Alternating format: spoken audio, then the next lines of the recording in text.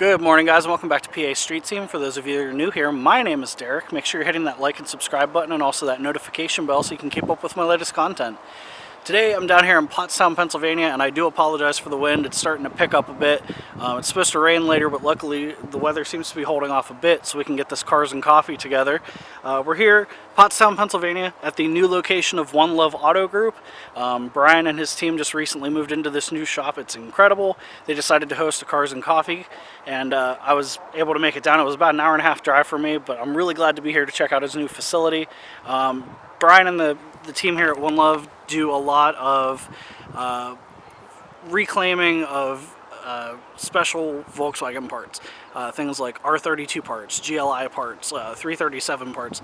Anything that's ever been like a specialty part on any of these cars, they go around and collect cars from junkyards and auctions, come back, strip them down, and make sure people have the parts they need. So with that said, there's a lot of cool cars here already. I'm going to start walking around. Let's go take a walk.